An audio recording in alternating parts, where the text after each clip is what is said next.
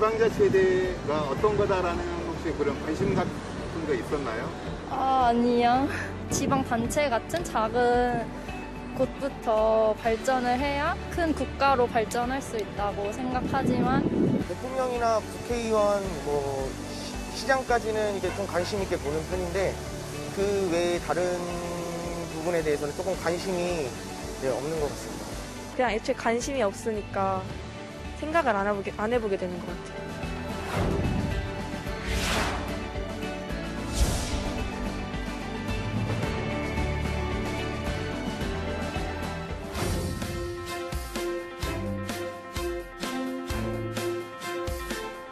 여러분 안녕하십니까? 지방자치 30주년 국민이 만드는 나라 진행을 맡은 아나운서 허일우입니다. 안녕하십니까? 아나운서 안희성입니다. 네.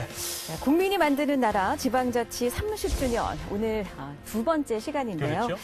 헌법과 조례를 주제로 해서 세종시에 위치한 KTV 스튜디오에서 인사를 드리겠습니다. 그렇습니다. 이 사실 세종시에는 행안부가 있고 정부기구도 정말 많고요. 그리고 그렇죠. 또 이제 국회도 분원이 내려온다는 이야기가 있지요. 그렇다 보니까 이곳 세종시에서 우리 프로그램을 방송하는 게 또 아주 큰 의미가 있는 것 같아요. 그렇습니다. 그리고 오늘 이 방송의 일부 순서가 예. 헌법과 지방자치거든요. 그래서 헌법 전문가이신 이분들과 함께하는 방송이 또 뜻깊은 토론이 될 것 같습니다. 그래요.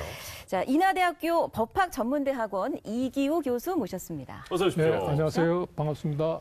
자, 그리고 한동대학교 법학부의 이구군 교수님 나와주셨습니다. 어서 오십시오. 안녕하십니까. 반갑습니다. 네. 평소에 그 지방자치에 대해서 관심이 많으셨다면 또는 또 저희 그 앞선 1회 방송을 보셨다면 그러지 않으시겠지만 그래도 여전히 헌법과 지방자치가 어떤 상관관계가 있느냐라고 그렇죠. 생각하시는 분들이 계십니다. 네.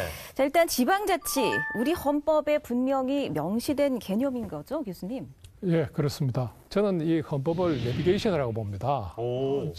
적다시 말해서 이 정치와 국민 생활 또 경제를 그 방향을 제시하는 그런 내비게이션인데 이 내비게이션이 잘못되어 있으면 엉뚱한 곳으로 그 운전자를 데려가죠. 네. 그래서 이 헌법을 어떻게 정하느냐 하는 것은 곧 중앙정부도 마찬가지겠습니다만은 지방정부가 잘 굴러가느냐 아니면 못 굴러가느냐 또 그것은 국민 생활이 또 국민 행복이 달성되느냐 못 되느냐 하는 문제하고 직결된다 이렇게 볼 수 있습니다. 헌법에는 그런 자치에 대한 개념이 분명히 명시돼 있는데 실제 우리로서는 좀 멀게 느껴진다. 왜 그렇게 생각을 하십니까? 우리 헌법에 우리가 약속해 놓은 우리나라를 이렇게 만들자라고 하는 그 근본 이념으로 좀 돌아가야 한다고 생각합니다. 예. 대한민국은 민주공화국이고요. 그것을 우리가 이제 자유민주주의를 한다라고 되게 표현하지 않습니까? 그렇죠. 서양에 있는 많은 나라들의 경우에는 버텀업으로 예. 마을부터 먼저 민주주의하고 가까운 데부터 민주주의를 하다가 결국 왕을 무너뜨리고 이제 민주나라를 만들게 됐던 것인데 우리는 이제 식민지를 겪고 전쟁도 하고 그러다가 보니까 불가피하게 탑다운을 할 수밖에 없었던 겁니다. 우리 헌법은 민주공화국 이념, 자유민주주의를 내세우고 있는 이상 우리 국민들 한 사람 한 사람이 자유의 존재이고 예. 그들 사이의 관계를 스스로 민주주의에 의해서 꾸려가자라고 하는 이념을 내세우고 있고요. 우리 헌법 제1조 2항에 대한민국의 주권은 국민에게 있고 모든 권력은 국민으로부터 나온다 하고 있는데 바로 이것이 풀뿌리 민주정치를 하자라고 하는 이념의 다름 아니다. 저는 그렇게 읽습니다. 그래서 이건 우리가 그 약속한 거를 좀 빨리 제대로 실현하자라는 차원이 있다. 이 말씀 드리겠습니다. 예. 굉장히 중요한 말씀을 하셨는데 예. 모든 권력은 국민으로부터 나온다. 이렇게 해서 항상 국민 전체만 생각을 해요. 그래서 이 민주주의는 국가에서만 가능한 걸로 이렇게 이제 생각을 하는 경향이 있는데 민주주의를 설계한 이 몽테스키에라든가 이 루소에 의하면 민주주의는 조그만 마을에서만 가능하다는 겁니다. 예. 우리가 이 국민이라고 할 때는 전체 국민이 있고 그렇죠. 부분 국민이 있습니다. 예. 마을 단위의 주민은 부분 국민이죠.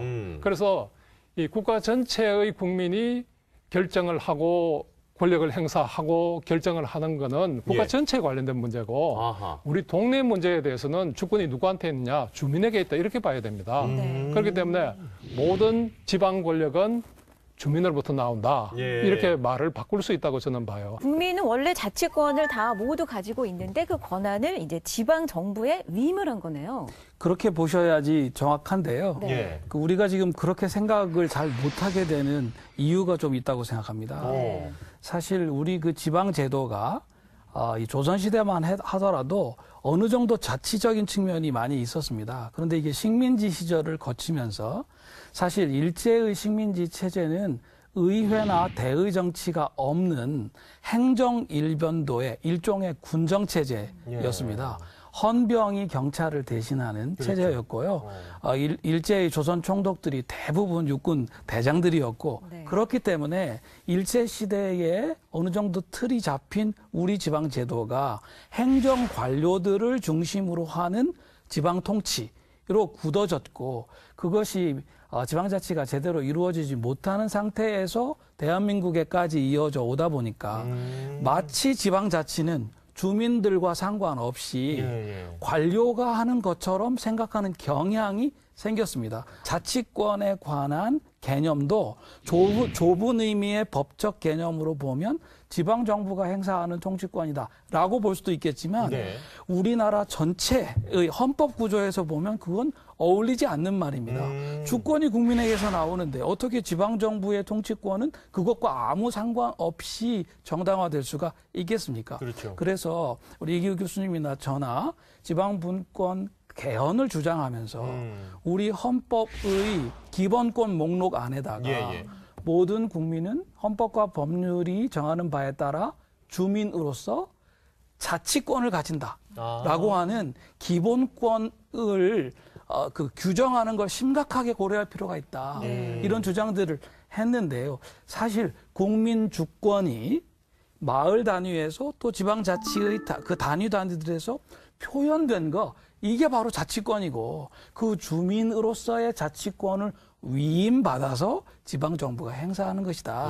이렇게 가는 것이 아주 쉽고 논리적이라고 생각합니다. 그러니까 헌법에 자치분권의 개념이 탑재된다면 이 자치권이 좀 더 피부에 가깝게 와닿을 수 있을 것이다. 지금도 사실 해석을 하면 그렇게 할 수 있는데요. 중간에 몇 고리가 좀 빠져 있습니다. 그래서 아까 말씀드린 것과 같은 몇 조항들을 아예 다르게 해석하지 못하도록 집어넣자. 그게 이제 저희 같은 사람들의 주장인 것이죠. 네. 헌법과 지방자치 이야기 이어가고 있는데요. 네.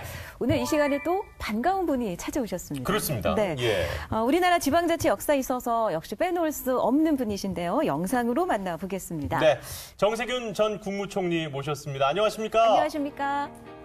네, 안녕하세요. 반갑습니다. 시청자 여러분께 인사 좀 부탁드리겠습니다.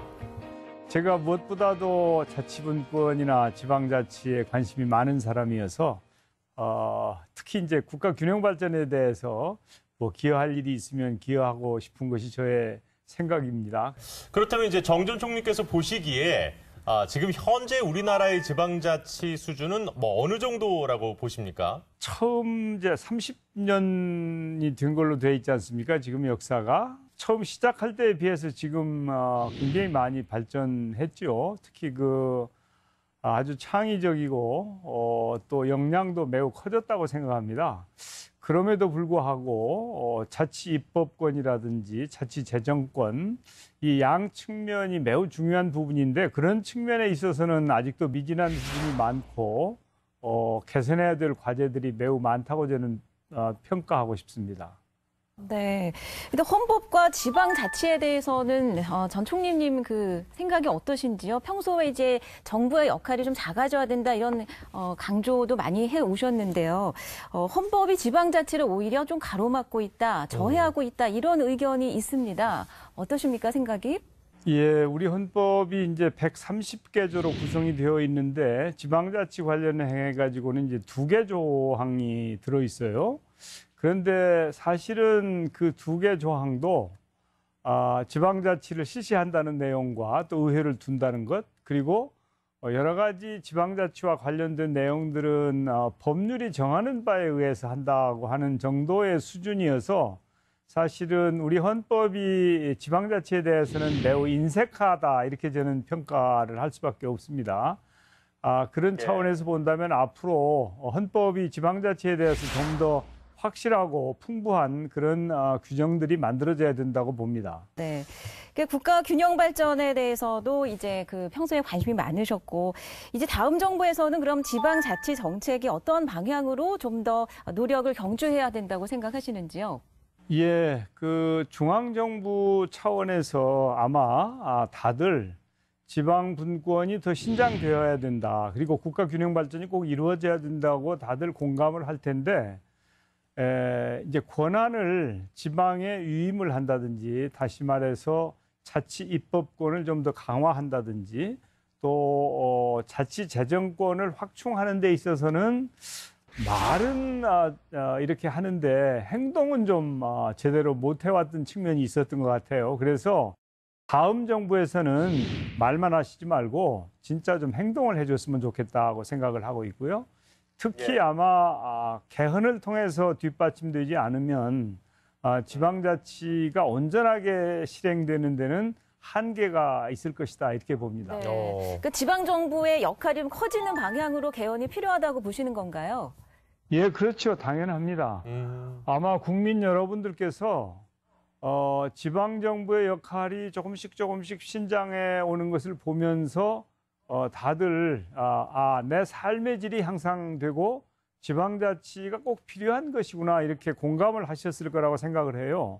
그리고 작년 12월 달에는 지방자치법이 전부 개정안이 통과가 되었거든요, 국회에서. 그랬죠. 예. 그 입법을 통해서 자치 입법이 좀 가능하도록 지방의회의 권능을 좀 강화해 준다든지, 또 지방자치단체의 기능을 강화할 수 있는 그런 내용들이 이 입법으로 보장이 되었습니다. 그러나 그것은 아직도 매우 미흡한 수준이기 때문에 헌법 개정을 통해서 확실하게 지방자치와 국가균형 발전이 제대로 이루어지도록 노력하는 것이 우리가 해야 될 과제이고 책무다 이렇게 봅니다. 네. 감사합니다. 오늘 바쁘신 가운데 또 이렇게 화면을 통해서 만나 뵙게 돼서 반가웠고요. 오늘 좋은 말씀 잘 들었습니다. 고맙습니다. 네, 감사합니다. 네, 고맙습니다. 감사합니다. 자, 정세균 전 국무총리와 이야기 나눠봤습니다. 네. 어떻게 의견을 어떻게 들으셨는지요? 덧붙이고 싶은 말씀이 있으신가요? 예. 정세균 총리님께서 국회의장 하실 때 그때 이제 헌법 개정 특위를 만드시고 이제 제가 이제 특위의 자문위원으로 이제 관여를 했기 때문에. 그러셨군요. 그때 이제 의장님이셨죠. 예. 이 개헌에 대해서 남다른 이렇게 의지를 보이시고 이랬는데 이제 그게 잘 추진이 안 됐어요.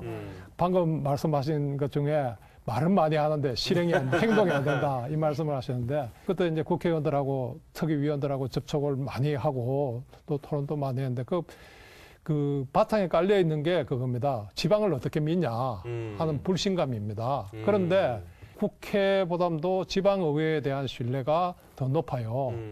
새로 구성되는 정부에서는 이 지방분권 개헌을 통해서 아까 말씀하신 가장 중요한 부분이 자치 입법권입니다.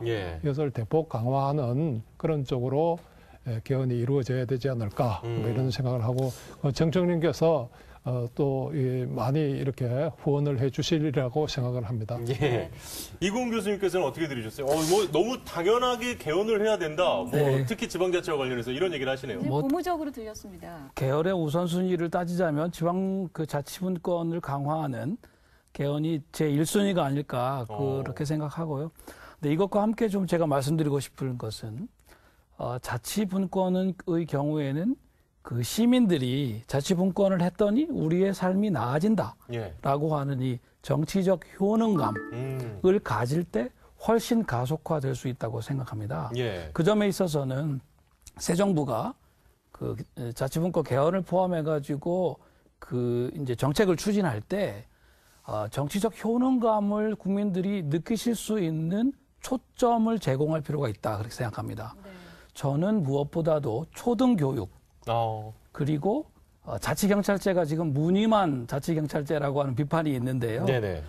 행정경찰 정도는 기초 단위까지 아예 내려서 바로 시작하는 것. 그래서 초등교육과 행정 그 치안 이 두 가지 정도를 과감하게 각 지방 정부가 주민들의 의견을 들어서 실제로 자치할 수 있도록 하기만 하면 지금 우리 그 K 방역이나 이런 것을 해온 우리 국민들의 실력이나 지방 정부의 실력을 볼 때는 능히 할 수 있지 않을까.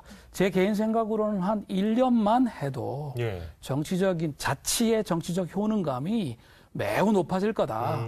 그러면 자치분권 개헌은 누가 못하게 할 수 없는 차원까지 바로 갈 거다. 그렇게 생각합니다. 네. 예. 그러니까 자치를 해봤더니 내 삶이 이렇게 좋아지더라. 네. 그런 효능감을 몸소 경험을 하면 네. 결국은 개헌까지도 자연스럽게 이어지지 그렇죠. 않을까. 네. 네. 그러면 헌법과 자치권, 이 헌법에서 지방자치의 규정이 실제로 어떻게 돼 있는지 한번 확인을 해보면 더 구체적인 토론이 가능할 것 같아서 저희가 준비를 해봤습니다.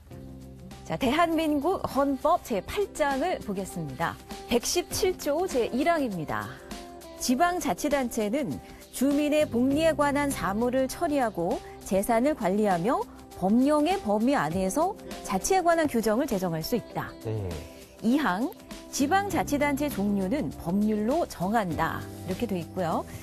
118조 1항입니다. 지방자치단체에 의회를 둔다. 2항, 지방의회의 조직, 권한, 의원 선거와 지방자치단체의 장애 선임 방법, 기타 지방자치단체의 조직과 운영에 관한 사항은 법률로 정한다. 이렇게 규정돼 있습니다. 네. 일단 좀 말이 어렵고요. 시청자 여러분들께서도 아마 같은 생각을 하셨을 것 같은데 일단 이 지방자치 규정에는 조금 어떤 문제가 지금 현재 있다고 생각을 하십니까? 그 요 규정을 그대로 적용하면요. 예. 그 법령의 범위 안에서 이렇게 놓고 있는데. 117조 1항. 근데 이게 법령에서 예. 국회와 이제 이 대통령령, 총리령 불령에서 이걸 너무 상세하게 규정해가지고 이게 재량권을 뭐 독자적인 결정을 할 수 없도록 이렇게 묶어놓고 있습니다. 근데 기본적으로 우리는 지방자치단체를 해가지고 마을 단위의 아주 작은 지방자치단체하고 뭐 도나 이 경기도 같이 막 큰 예. 이런 거하고 똑같이 취급을 해요. 이러니까 그렇죠. 이게 미스매치가 일어나는 거죠. 예, 예. 그래서 그 다른 나라 헌법도 이래 보면 되게 우리 엄면 수준 이런 작은 단체에 대해서는 이런 정도로 규정을 합니다. 그리고 해석을 통해서 그거를 이제 이렇게 확대시켜 나가고 도에 대해서는 입법권부터 시작해 가지고 아주 상세하게 이렇게 규정을 하고 있습니다. 예. 뭐 그런 점에서 우리가 지금 그 결정적으로 부족한 점은 이제 이 도에 대한 뭐 인구 1,300만 원 경기도도 예. 뭐 저기 인구 한 뭐 몇만 명 되는 이런 데하고 똑같이 지금 취급을 하고 있어서 거기서 이제 문제가 발생을 합니다. 그래서 지금 이제 우리가 만약에 이제 헌법을 보완한다면 예. 이거를 이게 도 정도만 돼도 굉장히 큰 일을 할 수가 있잖아요. 그렇죠, 그렇죠. 그러면 여기서 큰 일을 할 수 있도록 그 권능을 부여해야 되는데 예. 지금은 이제 어떻게 돼 있냐면 소위 말해서 초등학생들을 교육을 하는 또 유치원생들을 교육을 하는 그런 규정을 가지고 이제 성인이 된 어른이 된 이 도한테 어른처럼 이 덩치가 큰 일을 하라 그러니까 급이 이제 안 맞네요. 예, 그러니까 이제 헌법이 그 도에 대해서는 어떤 역할을 하느냐 예. 일을 하지 못하도록 손발을 묶어 놓고 있습니다. 오히려 딱 가둬버리는 예, 거죠? 가둬버려. 근데 그것보다도 더 심각한 문제가 있습니다. 여기 예. 이제 인용을 안 했는데 지금 항상 보통의 헌법학자들하고 예. 이 지방자치를 전공하는 분들하고 이제 충돌이 생기는 부분이 있습니다. 네네네. 그게 헌법 37조 2항입니다. 자, 저희가 또 화면으로 준비를 좀 해봤거든요. 37조 2항 한번 보겠습니다. 자, 국민의 모든 자유와 권리는 국가안전보장, 질서유지 또는 공공복리를 위하여 필요한 경우에 한하여 법률로서 제한할 수 있으며 제한하는 경우에도 이 자유와 권리의 본질적인 내용을 침해할 수 없다.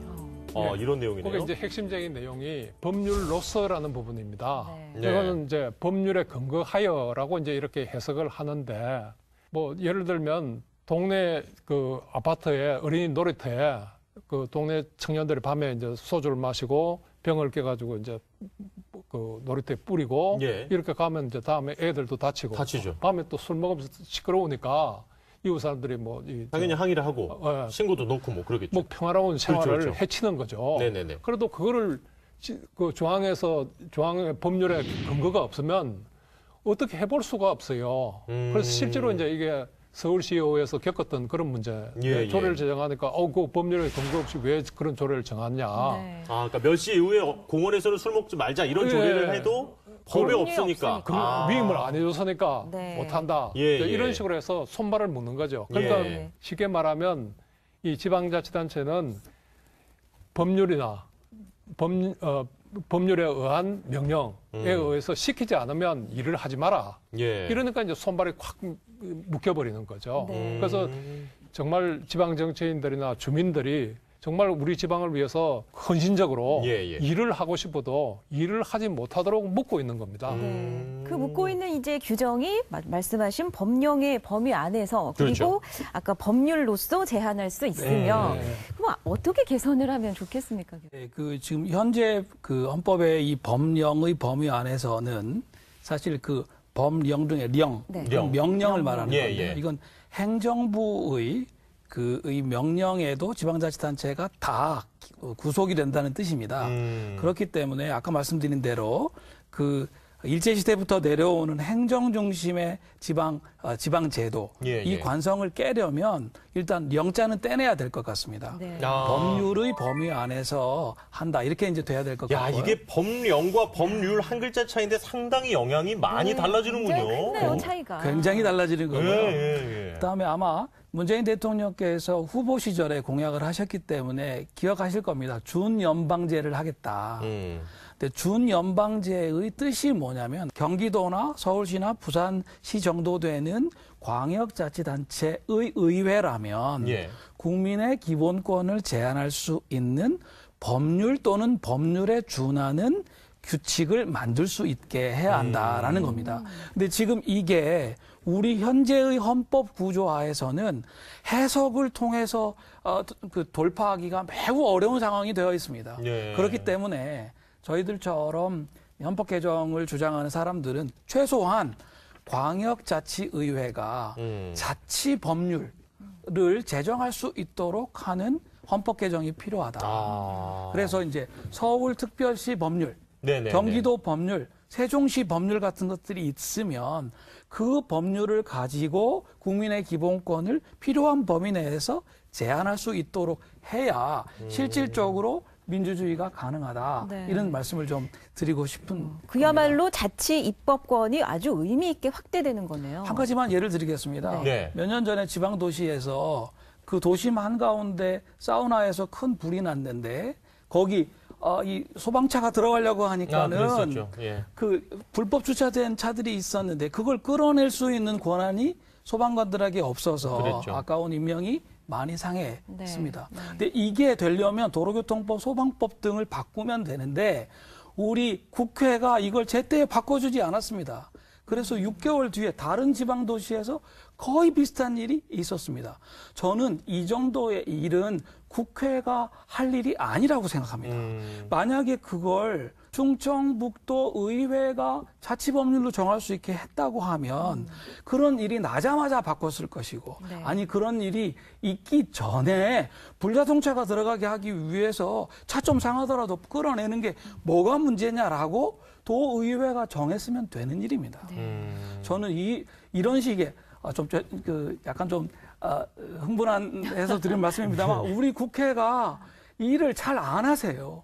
그래서 국회만 보고 있다가 국민들이 손해가 너무 막심합니다. 그 법률에 준하는 자치법률을 제정할 수 있는 권한을 도의회에라도 나눠주면 지금보다는 훨씬 나아질 거다. 그게 이제 말씀하신 준연방제라는 그렇습니다. 게 네. 미국 같은 경우에는 주마다 법이 좀 다 다르잖아요. 그렇습니다. 연방법은 네. 따로 있고 그러니까 그런 이야기를 지금 해주신 것 한 같은데. 가지 좀 더 네, 추가할 이 거는 교수님. 이게 37조 2항에 법률로서 자유와 권리를 제한할 수 있다 이렇게 됐는데 네네네. 이거를 지방에서 그걸 해결해 나가는 방법이 있습니다. 예를 들어서 스위스에서는 이미 그 연방 대법원 판결을 통해서 이 지방자치단체의 조례는 법률이다 이렇게 해석을 하는 겁니다. 그게 곧 법률이다. 네. 네. 그래서 그 1925년 이후에는 뭐 스위스에서는 뭐 조례로 세금 부과부터 위험 방지를 위한 이 자유와 권리의 제한, 아까 소방도로 뭐 이런 예. 것에 대한 규제 뭐 이런 걸 지방에서 알아서 합니다. 그런데 우리는 이제 이게 헌법학자들이 좀 완고한 분들이 많아요. 예. 우리 이구웅 교수님은 그렇지 않지만. 그래서 이거를 꼭 국회에서 정한 그 법률만 법률이라고 이렇게 봐요. 그런데 우리 헌법에는 법률에 대한 정의가 없어요. 예. 그렇기 때문에 이걸 확대해서 해결하면 되는데 그게 이제 우리 완고한 헌법학자들 또 그 판사들, 법률가들 이건 문제를 해결할 수 없어서 아까 이구웅 교수가 함께 일하면서 이걸 그러면 지방시도의 이 조례를 자치법률로 바꾸자. 예. 이런 이제 국리의 지책으로 그런 방안도 내놓았던 거죠. 그러니까 지금 일단은 두 분이 하시는 얘기는 같은데 차라리 지방에서 법률을 제정할 수 있게 하자는 말씀과 지방에서 법률을 제정 자체가 하도 어렵다 그러니 조례는 지금 만들고 있으니까 조례를 법률로 하면 된다. 지금 같은 맥락이신 것 같아요. 예, 두 분의 그래요. 말씀은 사실. 예. 어. 현실적으로는 아까 이구웅 교수님 말하는 자치법률로 하는 게 그 헌법 해석의 어려움을 극복하는 방법이죠. 네. 네. 그렇다 보니까 또 개헌을 할 때 자치와 관련한 이런 이야기들을 반드시 조금 더 강화를 했으면 좋겠다라는 의견도 그렇습니다. 계속 말씀을 해주고 네. 계십니다. 헌법 속의 기본권으로서의 우리 주민들의 자치권이 분명하게 명시가 돼야 된다라는 네. 말씀을 강조해주고 싶으신데요. 그래요. 자, 이런 국민적 논의에 또 의견을 꼭 피력하고 싶다는 분이 계셔서 오늘 예. 저희가 또 연결을 해 보겠습니다. 네. 이광재 국회의원이십니다. 의원님 안녕하십니까? 네, 안녕하세요. 네. 반갑습니다. 반갑습니다. 먼저 우리 시청자 여러분들께 인사 좀 부탁드리겠습니다. 안녕하세요. 이광재입니다. 네, 열심히 하겠습니다. 예. 저희가요, 의원님, 그 스튜디오에 두 헌법학자분을 모시고 그 헌법과 지방자치 이야기를 해보고 있습니다. 의원님께서 생각하시는 헌법에 규정된 지방자치는 어떻다고 보시는지요? 기본적으로 명목상 돼 있지 실질이 없죠. 첫 번째로는 헌법 제120조의 균형 발전이 있는데 이 균형 발전이 이루어지기 위해서는 결국은 지방자치가 스스로 법률과 예산, 인사 조직권을 가져야 되는데 이 부분이 기본적으로 존재하지 않는 거죠. 또 하나는 헌법 제117조의 자치권인데 네. 균형 발전과 자치권 이 두 가지를 한꺼번에 다 주어야만 저는 지방자치가 지방자치답게 스스로 혼자 걸어갈 수 있고 일할 수 있고 사업을 할 수 있다고 봅니다. 지금 여기 계신 그 교수님 중에 한 분께서 아까 그 얘기를 하셨어요. 국회에서 법안을 새로 하는 데까지 너무 오래 걸린다. 그래서 일정 부분까지는 지방의회, 특히 뭐 광역단체의 지방의회라든지 이 정도에서 지방 법률을 만드는 것도 좀 고려해봐야 된다. 이런 의견도 내주셨는데 지금 국회에 계시니까 어떤 의견이신지 좀 궁금합니다. 저는 기본적으로 그 지방자치단체에서 법률을 만들 수 있는 게 저는 제일 중요하다고 봅니다. 제가 도지사 할 때 여러분 일을 하세요라고 하면은 법으로 할 수가 없는데 근데 왜 법이 안 바뀌는 거죠? 국회의원이 안 바꿔주는 거죠. 국회의원이 왜 안 바꿔주는 거죠? 라고 하면 우리가 지방에서 세세하게 일어나는 일들을 국회가 다 모릅니다. 한 가지 단적인 예로요. 강원도 눈이 많이 내리지 않습니까? 그렇죠. 근데 눈을 치우는 예산이 그때 평창 동계올림픽 할 때 무려 한 100억 정도가 더 들어가야 되는 거예요. 근데 이 예산을 쓸 수가 없어요. 그래서 돈을 더 받아야 되는데 중앙정부는 안 준다는 거예요. 그래서 전 세계 법률을 조사해 보니까 일본, 캐나다 같은 경우에는 평균보다 압도적으로 적설량이 많게 되면은 중앙정부가 50% 이상을 보조하는 법률이 있습니다. 다른 데 같은 경우에는 지방자치가 스스로 쓸 수 있게 되어 있고요. 예. 그 규정을 가지고 예산을 많이 받은 적이 있었는데요. 저는 지방에서 지방의 특성으로 나타날 수 있는 구체적인 사례들을 현장이 더 많이 알기 때문에 지방자치단체의 법률을 제정할 수 있는 권한을 주는 게 저는 맞다고 봅니다. 적극 찬성하시네요. 그러네요. 예. 네. 자, 이제 곧 어쨌든 차기 정부가 들어서고 계속해서 당분간 국회의원 회기는 임기는 계속 남아있는 상황이 될 겁니다. 그죠? 예. 다음 정부에서의 지방자치 정책 어떻게 해야 된다고 생각하시는지 끝으로 좀 의견 좀 듣겠습니다. 저는 헌법을 개정하는 게 제일 중요하다. 그래서 균형 발전과 자치권을 주는 게 제일 중요하다고 보고요. 그 다음에 두 번째로는 강원도 같은 경우에는 자치 조직권으로서 특별자치도를 만들어낼 수 있어야 된다고 봅니다. 제주도처럼요. 그래서 다양한 실험을 해봐야 강원도는 알프스처럼 만드는 것을 스위스처럼 국가가 되는 그런 길을 한번 가봐야 되는 거고, 또 서울은 서울의 길을 가야 되는 거죠. 그래서 특별자치도를 만들 수 있는 길을 가야 된다고 봅니다.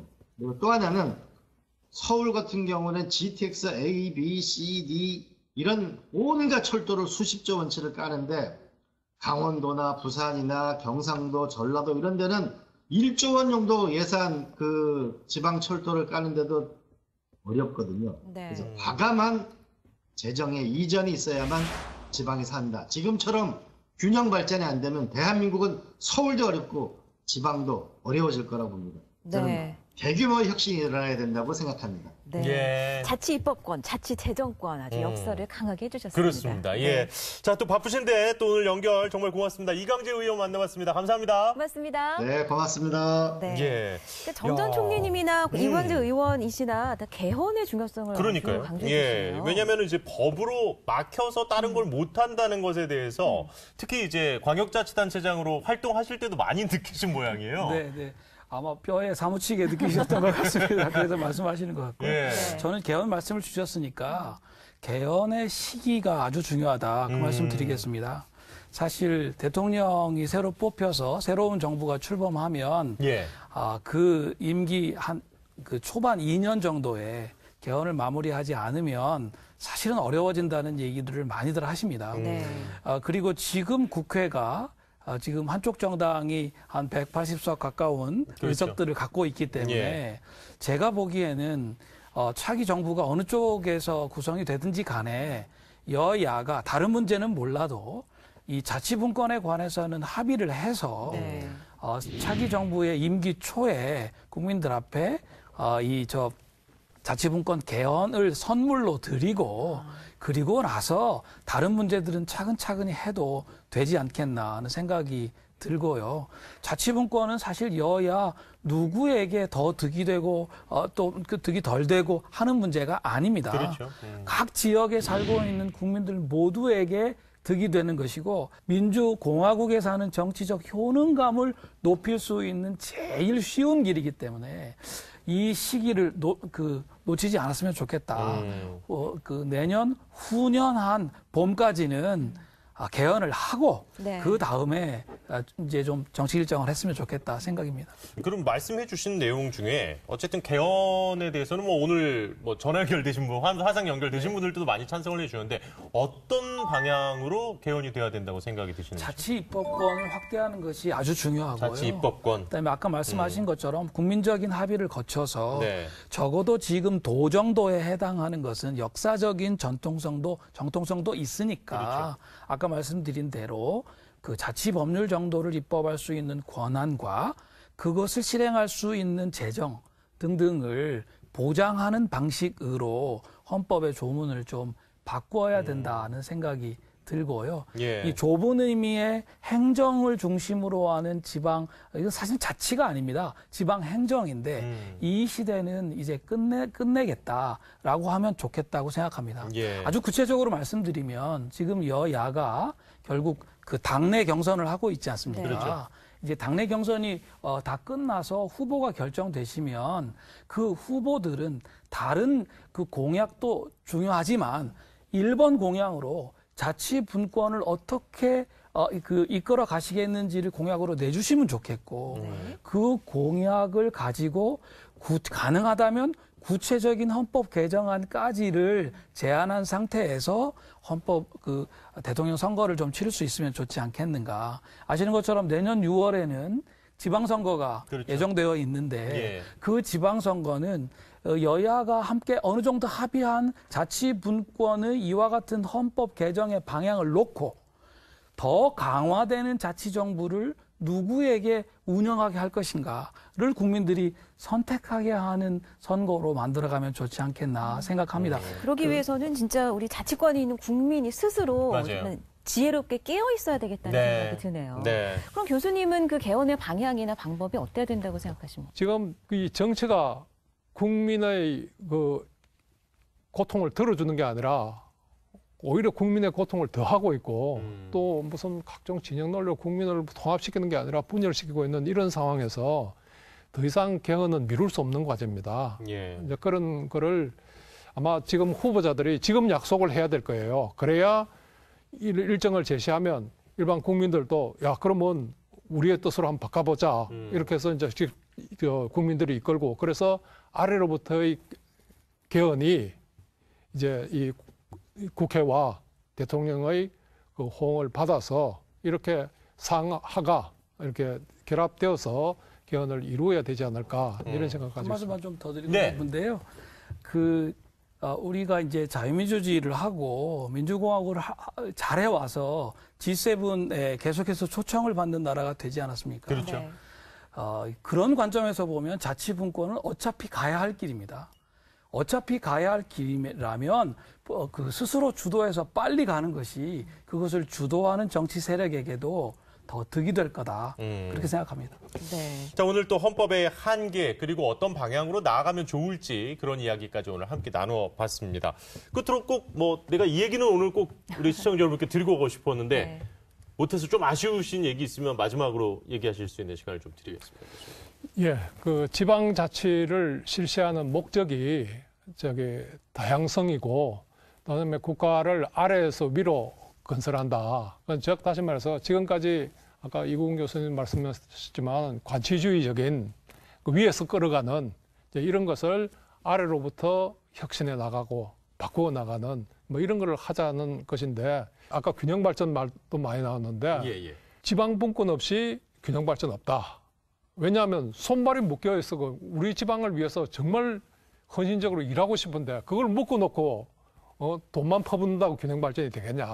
그건 안 된다는 겁니다. 그래서 균형 발전을 위해서도 또 아래로부터 국가를 바꾸어 나가는 국민이 주도하는 또 우리 헌법 제1조 국민으로부터 모든 권력을 행사하고 그런 국민에게서 어떤 정당성을 찾는 그거를 위해서 개헌이 반드시 이루어져야 된다 이렇게 생각합니다. 네. 교수님께도 마무리 말씀 부탁드립니다. 코로나 때문에 요새 외국 분들이랑 줌으로 학회 같은 것들을 자주 하거든요. 근데 이제 그 학술 발표가 끝나고 나면 많은 분들이 K 방역 이걸 잘 아세요. 그래서 대한민국같이 좋은 나라에 사니까 얼마나 행복하냐 그런 취지의 격려 말씀들을 많이 해주십니다. 그런데 솔직히 말씀드려서 우리나라에 사는 사람들이 스스로 행복하다고 생각하는가? 아닌 것 같습니다. 서울에 사시는 분들은 그 각각도 별로 행복하지 않으신 것 같고요. 저는 포항에 사는데, 지방에 사는 분들은 2등 시민이 된 거 아닌가 하는 식의 좀 열패감이 솔직히 있는 것 같습니다.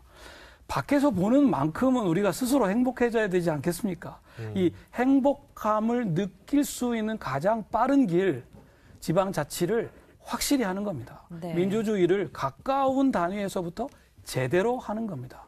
그러니까 우리의 행복 지수를 높일 수 있는 열쇠는 지방자치, 균형 발전 안에 있네요. 그리고 이제 아까 계속 말씀하신 그 효능감이라는 게 실질적으로 내가 무언가 의견을 냈을 때 그게 바뀌는 걸 보면 더 적극적이 되고 더 고민하게 되지 않습니까? 실질적으로 좋은 예가 있는데요. 그 스위스의 그 유명한 경제학자입니다.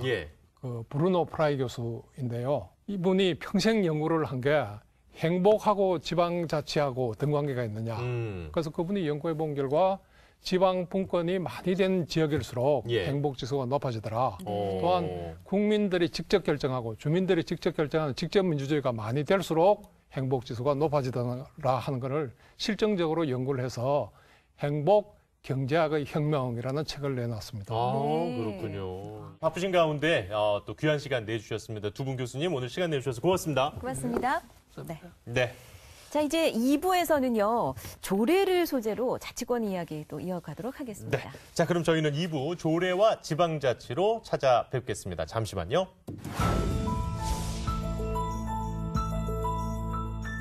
여러분은 지방자치라는 단어에서 무엇이 떠오르세요? 저는 국가 경쟁력이라고 하는 말이 생각납니다. 4차 산업혁명 시대에 우리의 세상은 복잡하고 다변화되었습니다. 그러나 거대한 중앙정부가 그러한 변화에 따라가지 못하기 일쑤입니다. 그래서 필요한 것이 바로 자치분권입니다. 중앙정부의 정책도 중요하지만 지방자치 정책이야말로 우리 시민들의 삶을 결정합니다. 지방자치단체와 지방의회에 주민 여러분들의 관심이 필요한 이유입니다. 저는 중앙정부에서 일을 해오다가 지방자치단체장을 맡으면서 지방자치에 대해 참 느끼는 게 많은데요. 지방자치 성과를 한 단어로 얘기하라면 바로 민심입니다. 토론과 소통의 공간인 광장에서 평범한 시민들의 연대와 참여로 지역의 문제를 스스로 해결하는 풀뿌리 민주주의야말로 지방자치라고 생각합니다. 지방자치는 맞춤옷입니다. 주민 개개인의 희망을 조화롭게 담아 모두에게 딱 맞는 맞춤옷, 지방자치를 완성하는 데 함께 하겠습니다.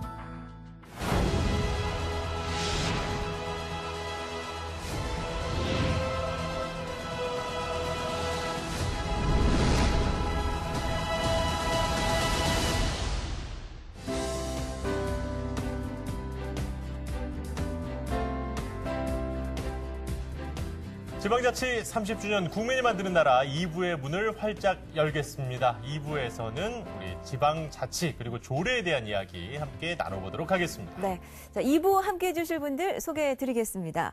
박정현 대전광역시 대덕구청장 나와주셨습니다. 네, 안녕하세요. 내 삶이 달라지는 행복대덕 박정현 구청장입니다. 반갑습니다. 네, 어서 오십시오. 네. 차재권 부산 부경대학교 정치학과 교수 나와주셨습니다. 예, 안녕하십니까. 부경대학교 차재건입니다. 네, 그리고 이향수 건국대학교 공공인재학부 교수 자리해 주셨습니다. 네, 안녕하세요. 건국대학교 이향수입니다. 네, 어서 오십시오. 네. 또 이렇게 또 귀한 시간 함께 해 주셨습니다. 네.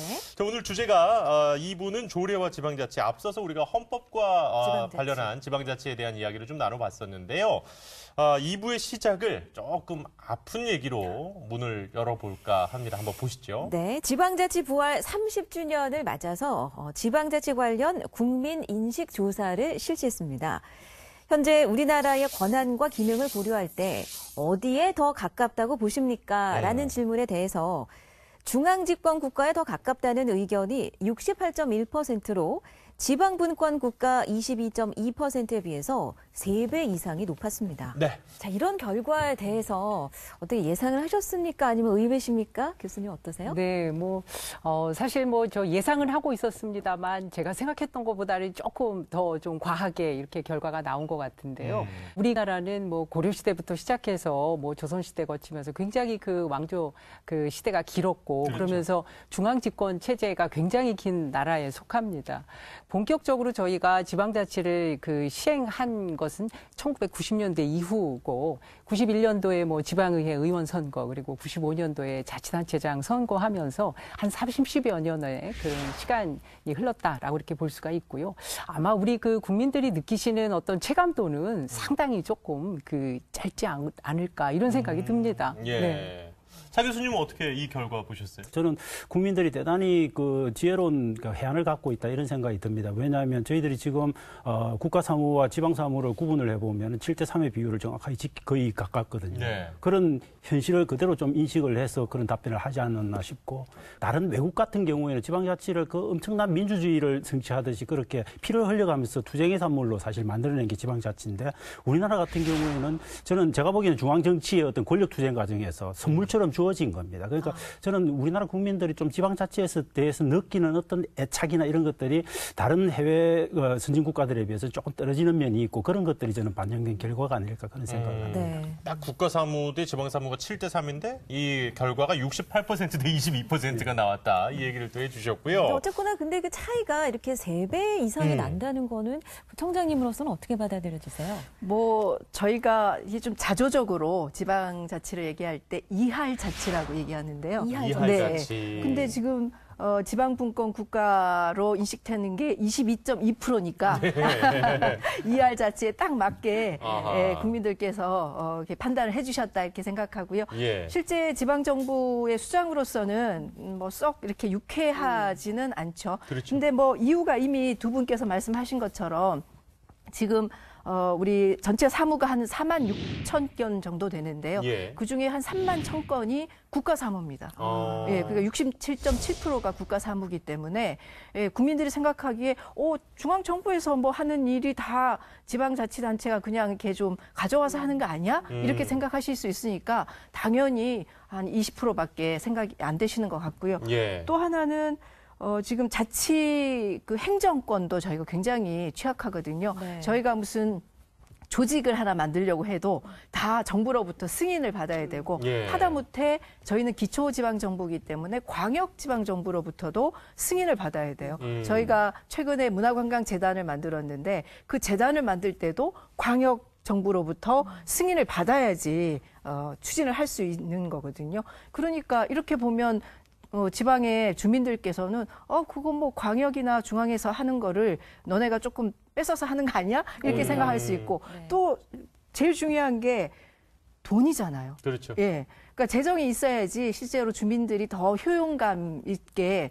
이런저런 활동들을 할 텐데 재정이 지금 뭐 이할 재정이잖아요. 예. 최근에 이제 2차 재정 분권이 되면서 2023년이 되면 한 27.4%까지 지방 재정권이 확대가 되긴 한데 예. 여전히 취약하죠. 한 6대 4 정도는 돼야지 되지 않겠어요? 무슨 돈이 있어야지 지방이 그 지방의 특색에 맞게끔 일을 할 거 아닙니까? 그렇죠. 예. 그러니까 이게 자치 입법권도 좀 취약하고 자치 행정권도 취약하고 자치 재정권도 취약하니까 국민들께서는 이게 무슨 지방자치를 제대로 하는 거냐 예. 이렇게 생각하시고 효능감도 그만큼 조금 떨어지시는 결과가 이렇게 나타나는 것 같아요. 법과 같은 느낌의 것이 이제 조례입니다. 네. 이 조례라는 게 이제 사회 시간에 배우긴 했습니다만, 뭐 법 밑에 조례다, 뭐 이제 이런 정도만 알지, 실제로 직접 한번 보시기에 구청장님께 하나만 더 여쭤볼게요. 조례 어떤 거라고 좀 쉽게 설명을 해주실 수 있겠어요? 조례는 지방자치단체가 법령의 범위 내에서 제정하는 자치법규예요. 헌법 117조 지방자치법 9조에 규정이 되어 있는 거죠.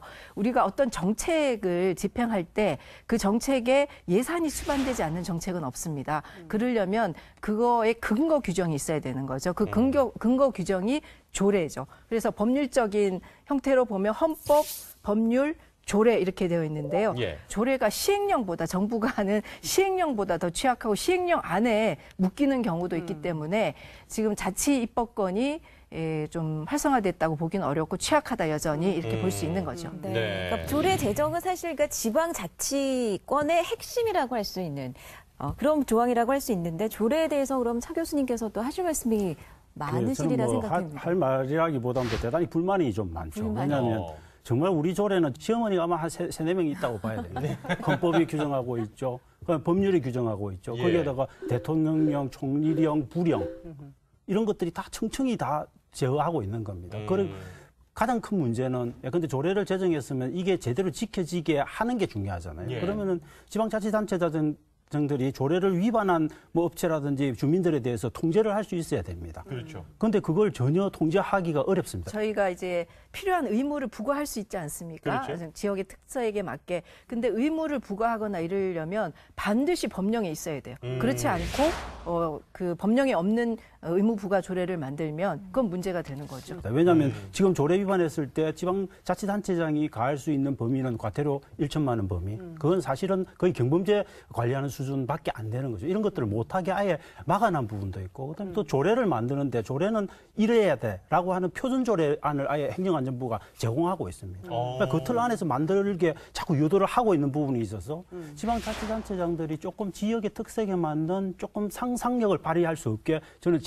제약하고 있는 부분들이 있어서 저는 이런 차제에 좀 그런 것들을 좀 뚫고 나가는 지방자치단체 자체의 노력들이 좀 필요하고 지역 주민들의 노력이 좀 필요하다. 그래서 저희들 부산 같은 경우에는 이제 2019년부터 2020년까지 한 1년간 그런 뭔가 좀 반란을 일으키는 기분으로 시도를 한 적이 있습니다. 그걸 이제 저희들은 조례의 역습, 뭐 지역의 역습 이렇게 프로젝트 이름을 붙여서 한 적이 있죠. 조례의 역습. 예. 네. 그러니까 조례를 통해서 지방자치를 좀 바꿔보자. 그렇죠. 네. 예. 아마 이제 시청자 여러분들께서는 그러니까 그래서 뭐 어떤 일들이 벌어지는 건데 이런 생각을 하실 수도 있을 것 같아서 저희가 실제 있었던 사례, 특히 이제 차재근 교수께서 지금 말씀하신 조례 운동의 한 사례를 취재를 해봤거든요. 영상으로 한번 만나보시고 이 얘기 계속 나눠보겠습니다. 보겠습니다.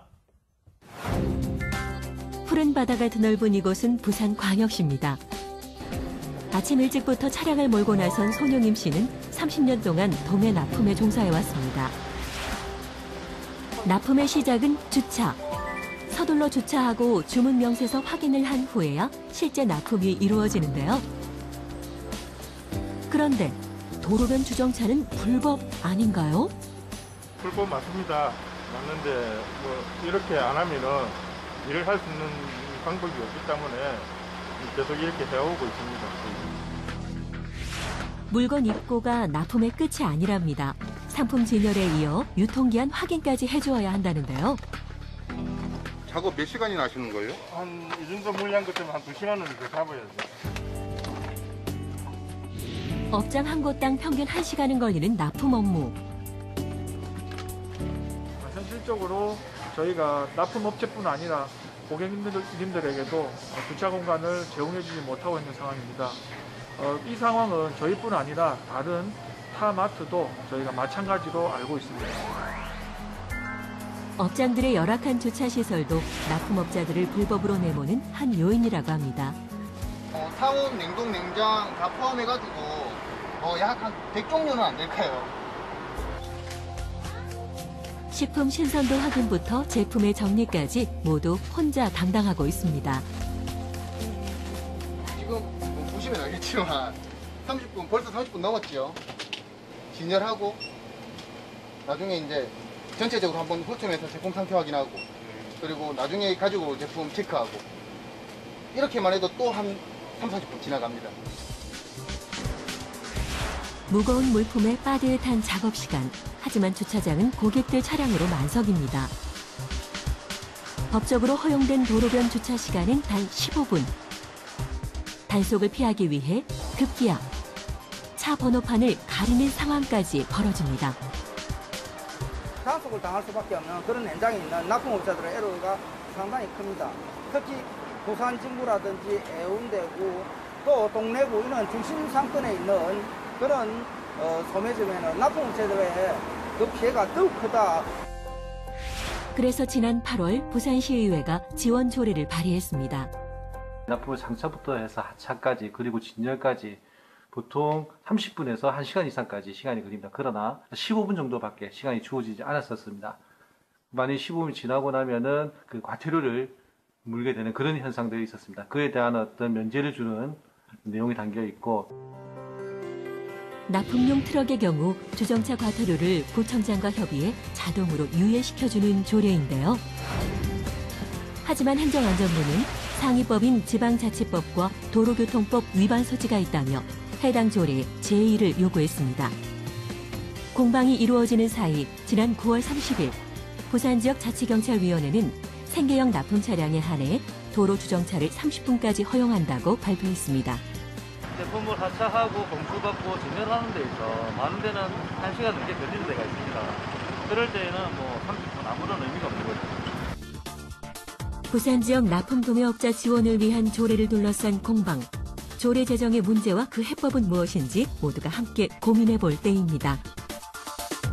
그러니까 보신 것처럼 부산에서 이 도매업자, 납품 도매업자 지원 조례가 전국 최초로 발의가 된 겁니다. 부산시 의회에 의해서 이 부분을 조금 더 보충 설명해 주시겠습니까? 예, 부산 같은 경우에는 특히 전국적으로 자영업자 비율이 굉장히 높은 그런 광역시입니다. 그리고 그 중에서도 이제 저기 지금 문제가 VCR에서 나오는 부산 진구는 특히 자영업에 거의 천국이라고 할 정도로 그렇죠. 많고요. 그러니까 그런 어떤 지역의 특성을 살려가지고 납품 도매업자들이 갖고 있는 정말 생활의 애로죠. 그런 것들을 좀 어떻게 해결해 보려고 지금 부산 진구청장도 발벗고 나서고 있고 특히 중소상공인 연합회장님도 발벗고 나서고 있는 거거든요. 거기에 이제 부산광역시 의회의 의원들이 또 의기투합을 한 거고. 근데 문제는 그렇게 해서 내놓았는데 그게 전혀 지금 통하지 않는 상황이 되고 있는 겁니다. 왜냐하면 뭐 어떤 국가 관련한 법률 체계에 관련 규정이 없다라든지 아니면 그거는 경찰청의 권한을 침해했다라든지 이런 식으로 해가지고 지금 가처분 소송이 제기되고 있는 그런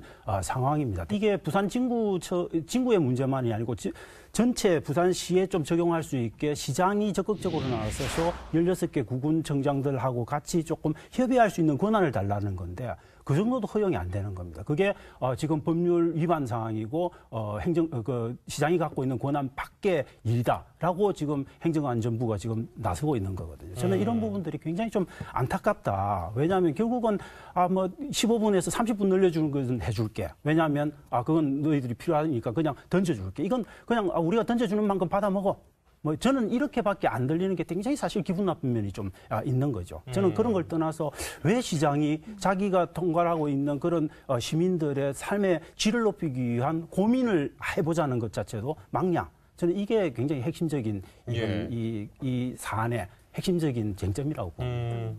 일단 이 두 가지와 관련해서 계속 오늘 좀 이야기를 나눠 보시죠. 예, 그러면서 다른 또 입장들도 이야기를 또 한번 들어보고 여러 가지 것들을 한번 얘기를 해보겠습니다. 다른 두 분은 어떻게 보셨는지 좀 궁금한데 특히 이 박정현 대덕구청장께서는 저는 아까도 화가 납니다. 이런 얘기를 하셨는데 동병상련을 느끼는 거죠. 예. 실제로 더 가깝게 느껴지셨겠어요, 그렇죠. 이 사례가. 네, 저희 구청에 있는 오정동에 공구 특화거리가 있습니다. 그 공구 특화거리 앞에 버스 전용 차로가 생겼어요. 한 1.7km 정도. 그러니까 편도 3차선이었는데 버스 전용 차로가 생기면서 편도 2차선으로 이렇게 차선 하나가 사실은 사라진 거죠. 줄어들게 된 거죠. 근데 그 양쪽에 공부상가들이 다 있어요. 이분들이 소매를 하는 게 아니고 다 도매를 하시는 분들이고 그래서 탑차나 이런 트럭들이 늘 와서 물건을 싣고 나르고 하는 과정에 있었거든요. 근데 이 아침에 차가 막 밀릴 때는 계속 문제가 생기는 거예요. 그러니까 그 영업하시는 분들은 영업권 침해잖아요.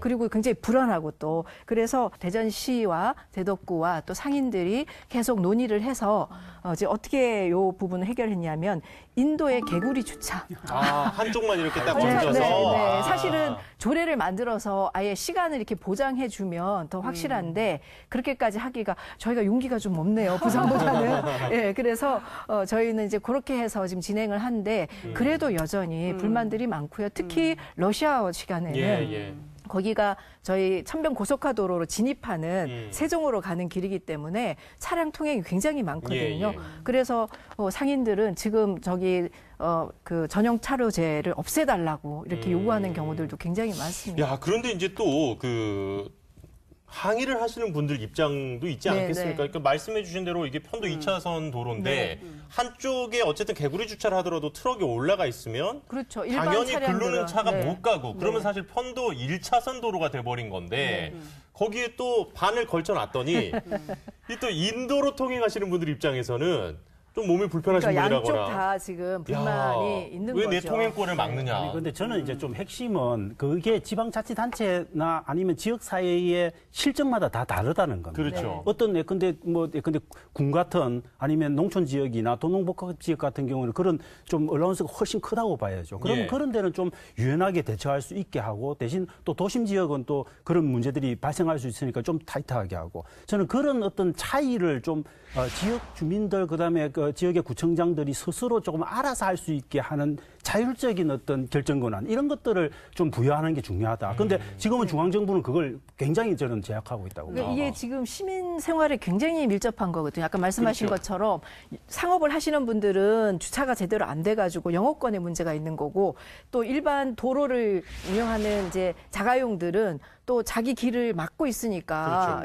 통행에 문제가 되는 거고 또 인도도 통행에 문제가 되는 거예요. 그래서 그런 경우에는 이게 자치권이 훨씬 저희에게 자율적으로 주어지면 이렇게 조례나 이런 것들을 규정해서 좀 완화할 수 있을 텐데 그런 게 지금 안 되니까 지금 울며 겨자 먹기를 요거라도 좀 하자 이렇게 해서 추진을 하는 거죠. 그런 측면에서 이 조례에 그러니까 자치권의 자율성을 강화하는 것은 굉장히 중요합니다. 지방자치법 그리고 저희가 사실 지방자치 30주년 지금 우리가 기획으로 방송을 지금 하고 있는 상황인데요.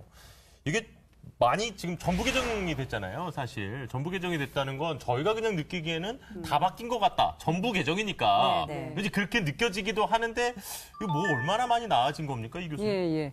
저는 이제 가장 큰 어떤 좀 발전이다라고 하는 측면이 이게 이제 어떤 법이고 목적 조항, 즉 제1조가 굉장히 중요하거든요. 근데 이제 이 법이 추구하는 목적에 대해서 이제 정의를 하는데 이 목적 조항에 그 지방행정 그 과정에 주민들의 참여를 아주 명시화하고 있습니다. 그래서 그 이 지방의 어떤 행정 과정에 있어서 정책 결정 과정에 있어서 주민 참여를 이렇게 천명을 하고 있는 것이죠. 법 1조에서. 그래서 이런 부분들이 굉장히 의미가 있었다라는 그 주민 주권 차원에서.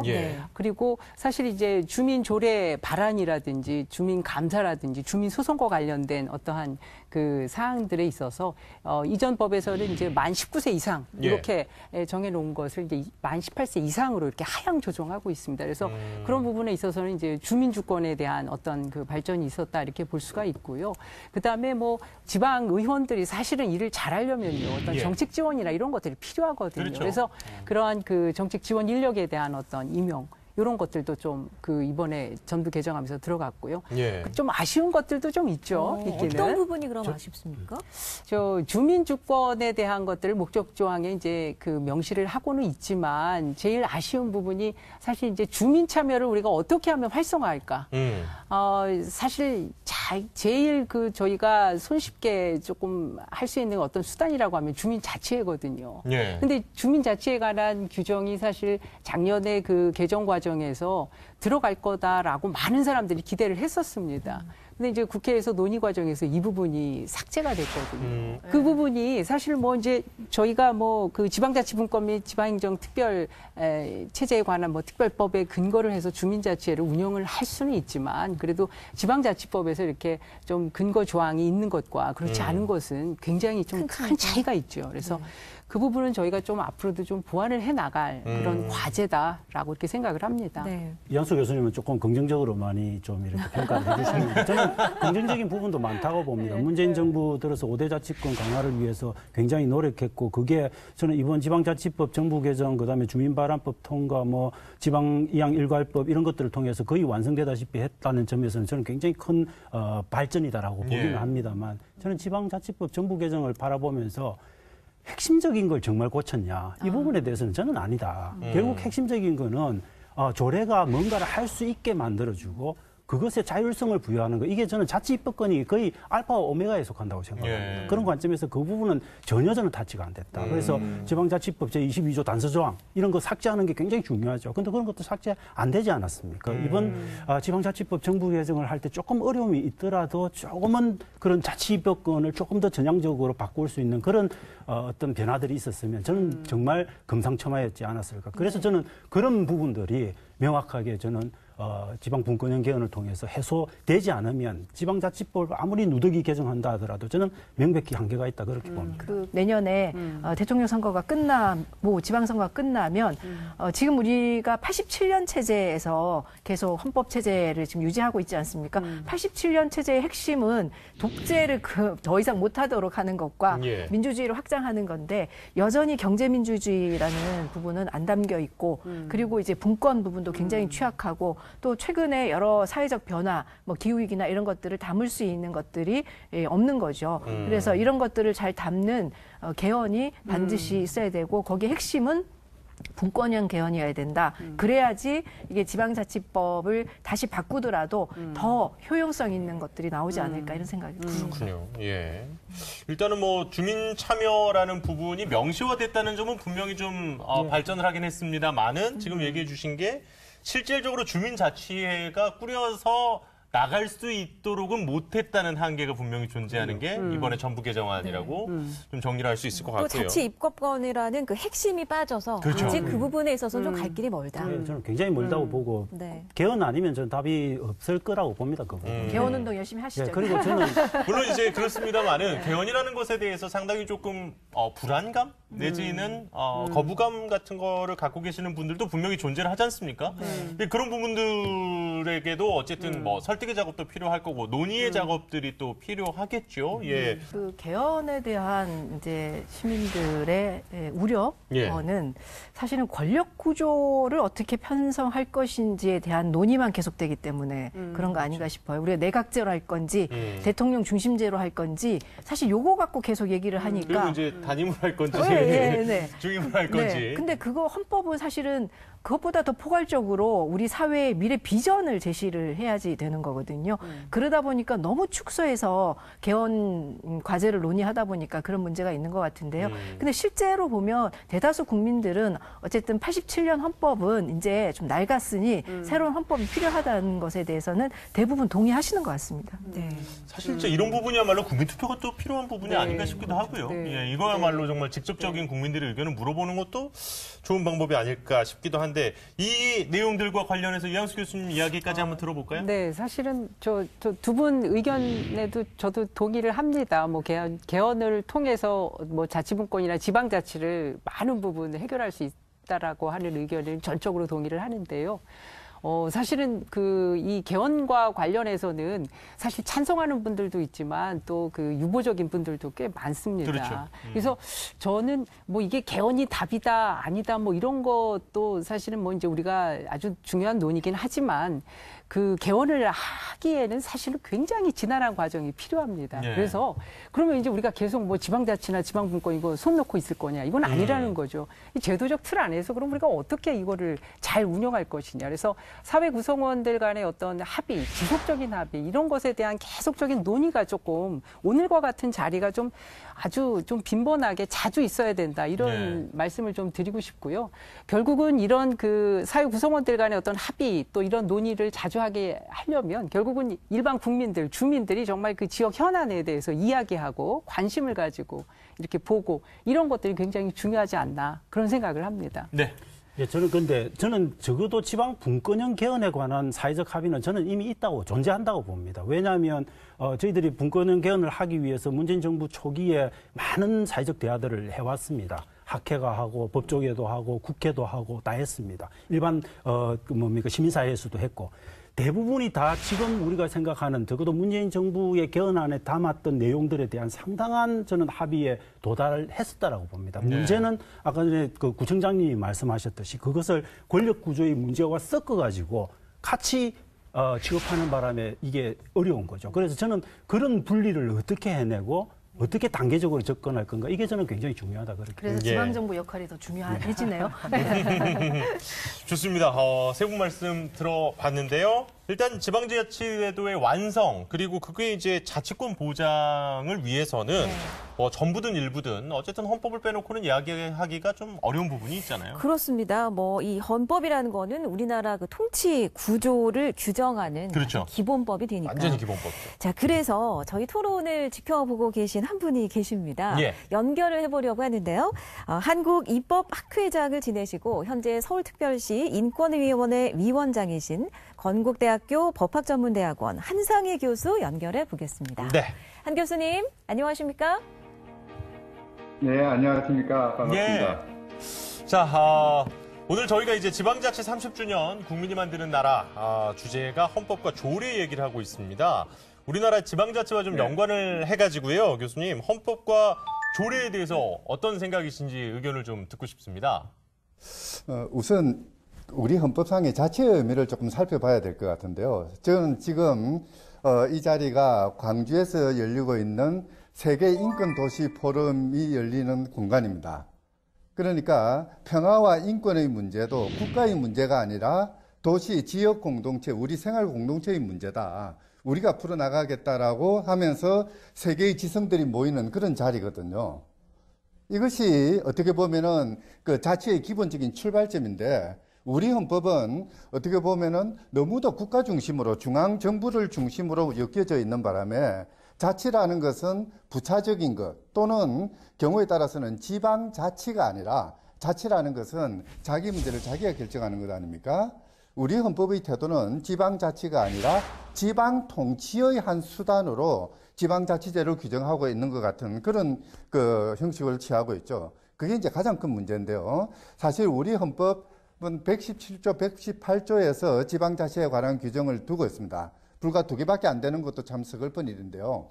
그 조문의 주어를 한번 보시면은 자치의 본래의 이념과는 정반대로 되어 있습니다. 자치는 주민의 자치여야 되거든요. 주민의 권리여야 되고 주민의 목소리가 반영되는 것이어야 되는데 이 조문의 주어는 주민이 아니라 지방자치단체입니다.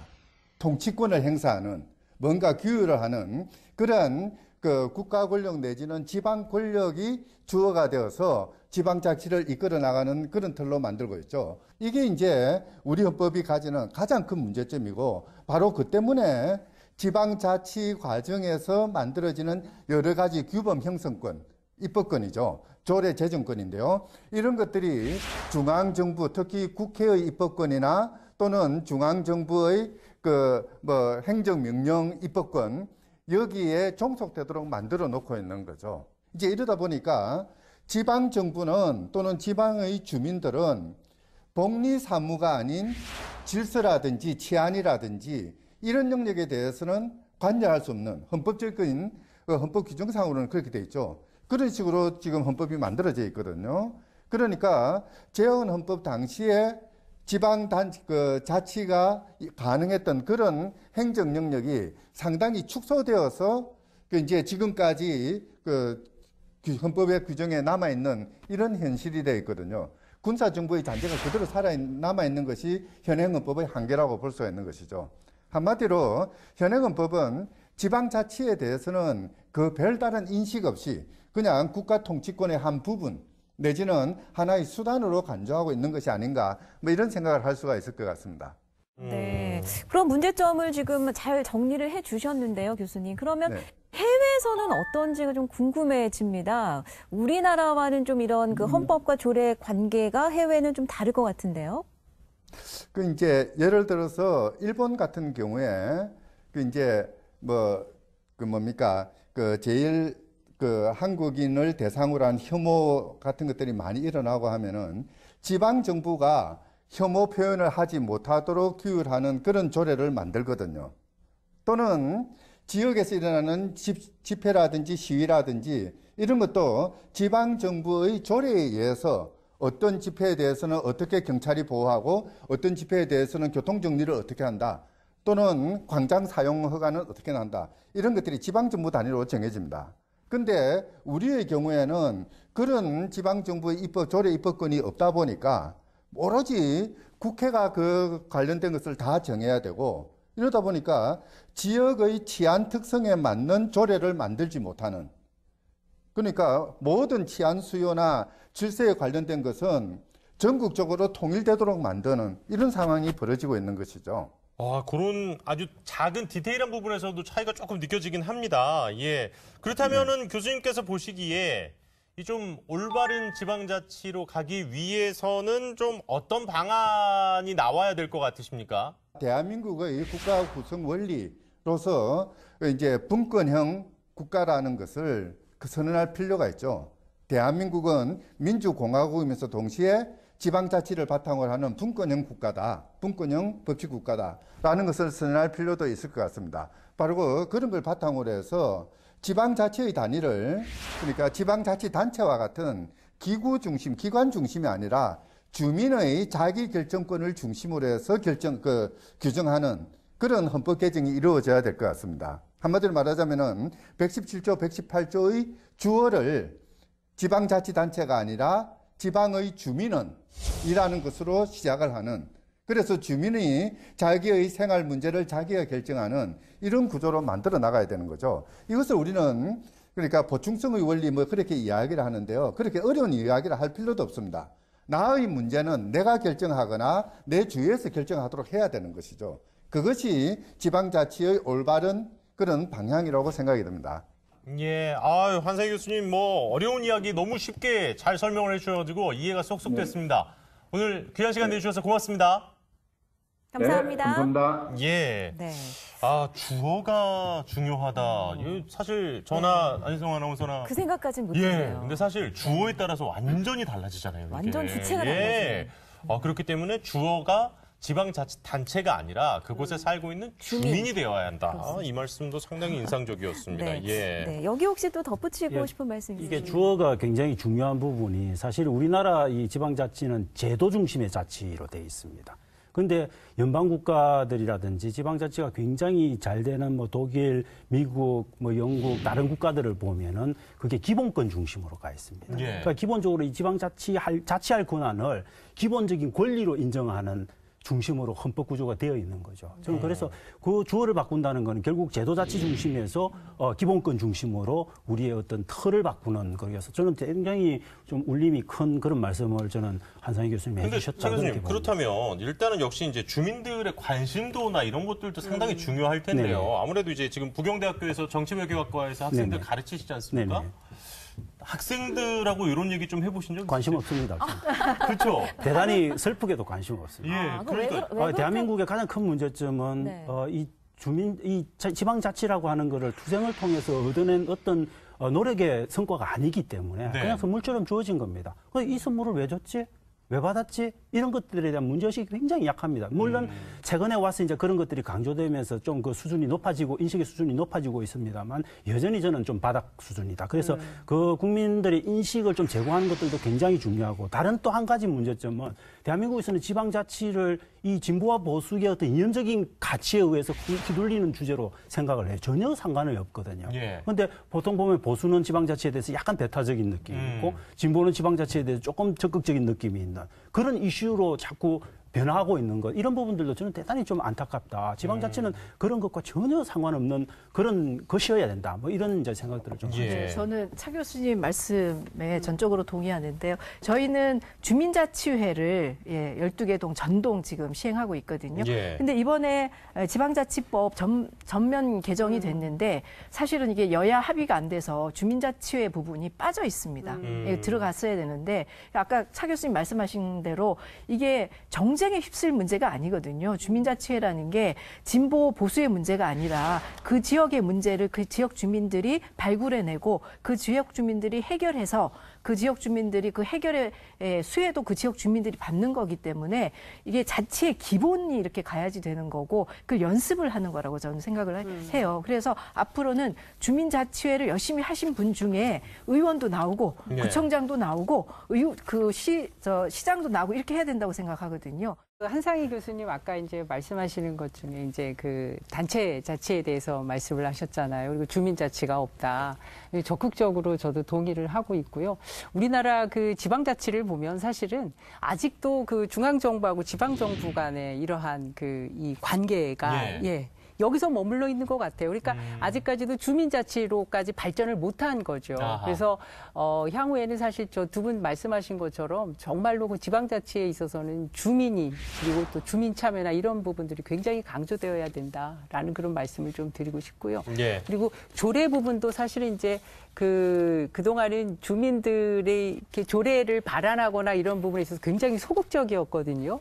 근데 이제 작년에 지방자치법이 개정되면서 그 부분에 대해서도 이제 조금 이렇게 좀 개선을 했기 때문에 앞으로는 조금 저희 그 일반 주민들도 조례 제정이나 이런 쪽에 좀 관심을 많이 가지셨으면 좋겠습니다. 네.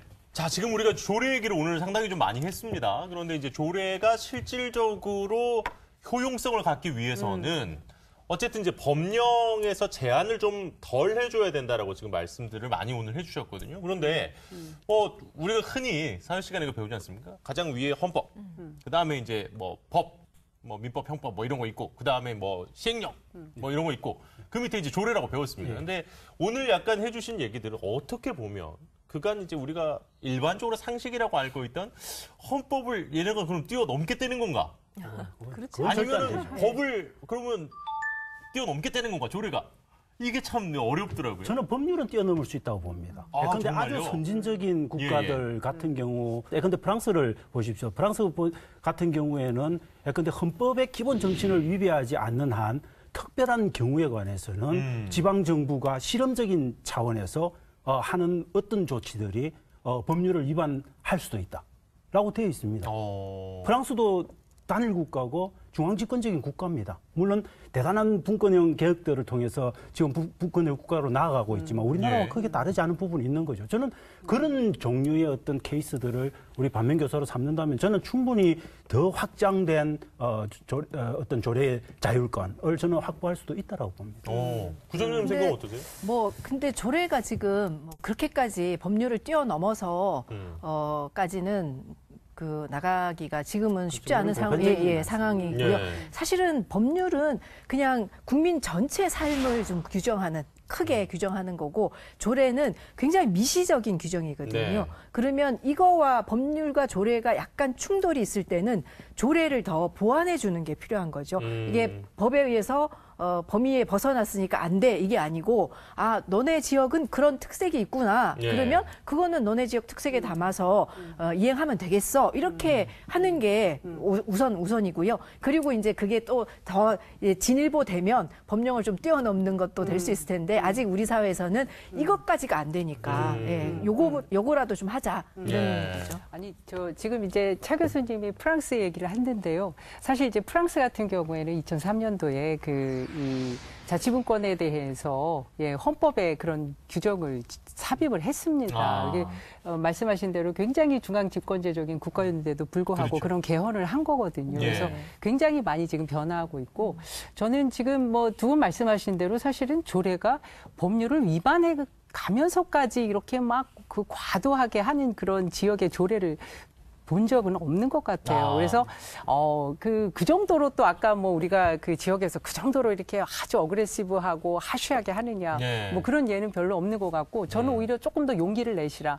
아까 뭐 4차 산업혁명이다 여러 가지 그 환경이 변하면서 정말 지역의 현안이나 이런 것들은 지역에서 좀 융통성을 발휘할 수 있게 해달라라고 하는 거. 그래서 조금 우리가 환경 변화에 좀 유연하게 대처해야 되지 않을까라는 그런 생각을 하고 있습니다. 예. 야, 시간이 벌써 이렇게 흘렀네요. 예, 아쉽지만 지방자치 30주년 국민이 만드는 나라 2회. 우리 또 이 헌법과 조례에 관한 이야기 쭉 한번 나눠봤습니다. 벌써 마칠 시간이 됐어요. 그렇습니다. 네. 끝으로 하시고 싶은 말씀 한 말씀씩만 마무리 말씀으로 부탁드릴까요? 저부터 할까요? 네. 네. 지방자치가 이제 30년이 됐습니다. 드디어 이제 청년기에 접어드는 거죠.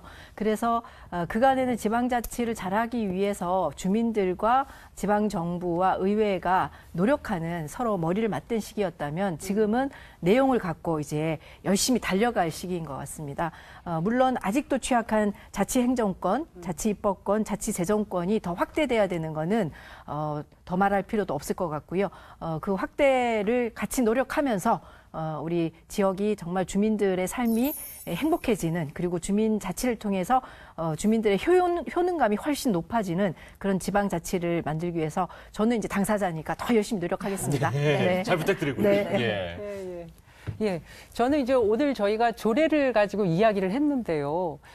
그런 말씀을 좀 드리고 싶습니다. 사실은 이제 지방자치나 자치분권에 있어서 가장 그 기본 전제가 주민들의 어떤 참여나 관심이거든요. 근데 이제 저희 국민들이 좀 그렇게 생각해 주셨으면 좋겠어요. 각 가정마다 집마다 뭐 예를 들면은 이 규칙이나 뭐 생활 규칙이나 이런 것들이 있지 않습니까? 그러니까 뭐 예를 들어서 뭐 아침을 뭐 먹을까 말까 혹은 뭐 아침을 한식으로 할까 아니면 양식으로 할까 이런 것들은 사실 각 가정마다 다 다르다라고 하는 거죠. 사실 지방자치 혹은 오늘 말씀드렸던 여러 가지 뭐 입법에 관한 그 조례 이런 것들이 바로 그러한 것입니다. 그러니까 지방에서 어떤 자율성을 가지고 조금 융통성 있게 좀 어떤 이 자신들만의 어떤 규칙이나 이런 것들을 가지고 우리가 지방 자치를 해야 된다. 그러려면은 일반 국민들이나 주민들이 정말 그 지역 현안이나 지방 자치나 이런 것에 관심을 좀 많이 가져줬으면 좋겠고요.